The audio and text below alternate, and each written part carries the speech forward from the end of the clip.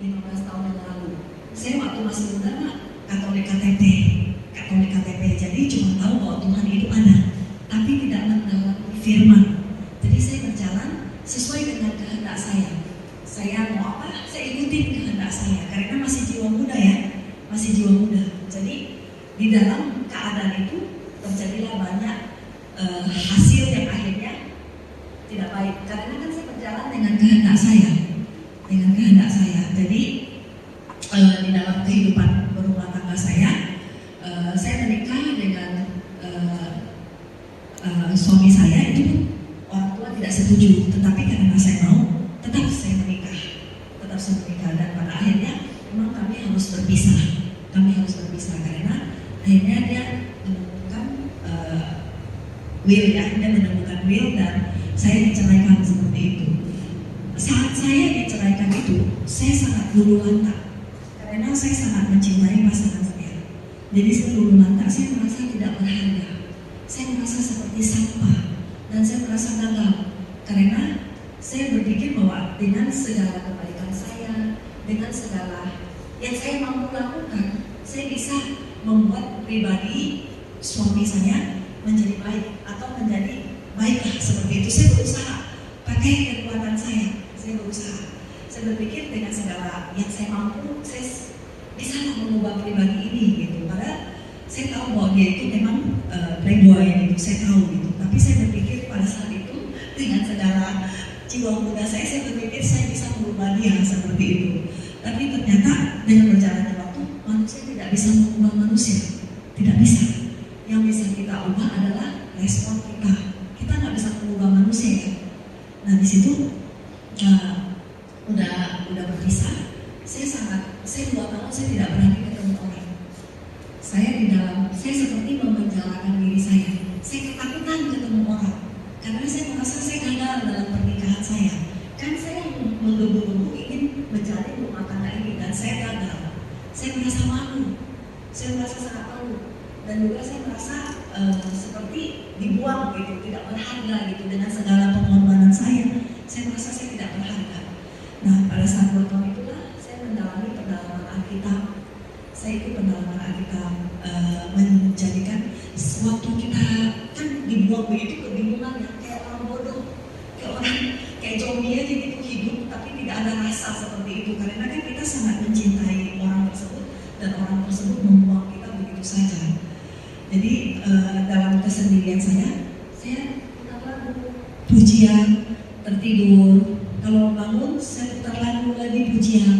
Misalnya lagunya Bapak, judulnya itu pasti Bapak Engkau Sungguh Baik. Temanya pasti Bapak baik, lagunya pasti itu. Jangan menangis lagi seperti itu. Tanpa saya sadari bahwa saya mendengar pujian-pujian rohani itu sudah memberi kekuatan kepada saya. Saya tidak bisa tidur, saya tertidur. Ada saatnya saya bangun lagi, saya dengar lagi pujian, tertidur lagi seperti itu. Itu saya lakukan selama 2 tahun. Jadi orang banyak bertanya, bagaimana sih kamu bisa melalui semua ini? Saya bilang tidak ada sulap, tidak ada simsalabim. Kita harus ada waktu untuk Tuhan. Dan memang saat Tuhan bisa bekerja membersihkan hati kita, pikiran-pikiran yang kita pikir benar, padahal itu pikiran saya. Jadi melalui lagu-lagu pujian itu tanpa saya sadari, lagu-lagu pujian itu seperti membersihkan pikiran saya, membersihkan hati saya. Itu yang saya rasakan. Jadi saat saya lakukan itu selama 2 tahun, sampai pelan-pelan dimana saya udah merasa lebih kuat, udah saatnya saya juga harus bekerja ya, karena saya punya anak 3. Saya harus bekerja. Saat saya mulai kembali aktif di dalam dunia kerja, banyak orang ketemu saya, kamu kemana aja? Dia bilang, saya bilang, saya masih tidak menghindar adalah, saya bilang, mereka bilang, udahlah itu juga bukan salah kamu kok, kamu itu hebat gitu, kamu masih bisa berdiri sampai hari ini, bilang begitu. Padahal kan saya berpikir bahwa saya ini sampah, saya berpikir saya tidak berharga, karena apa yang kita pikirkan itu belum tentu apa yang terjadi gitu loh, seperti itu. Maka saya ingin kembali ingatkan, jangan memenjarakan diri kita dengan pikiran kita. Akan ada saat-saat di mana satu waktu kita di titik terendah. Saya tidak tahu itu bisa di dalam bentuk sakit penyakit, bisa di dalam bentuk kita di posisi keadaan ekonomi tidak baik, atau di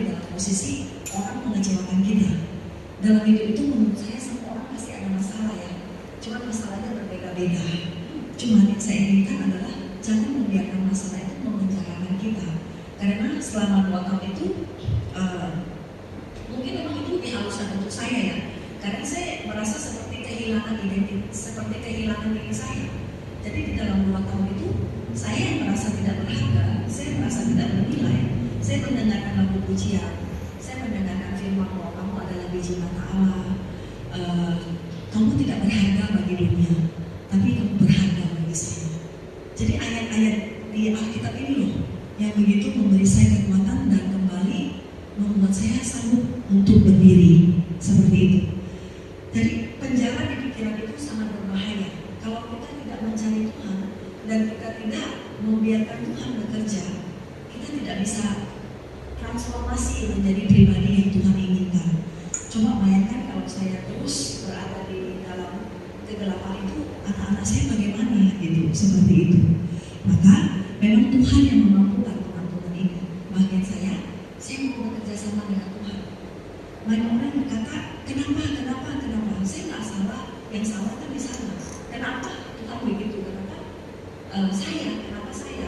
Kalau kita sibuk bertanya seperti itu, kita nanti nggak bisa mencari hadirat Tuhan.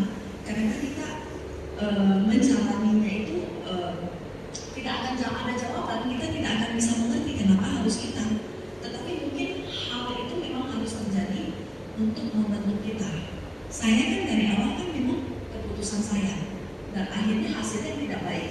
Itu kan karena keputusan saya. Setelah kami berpisah,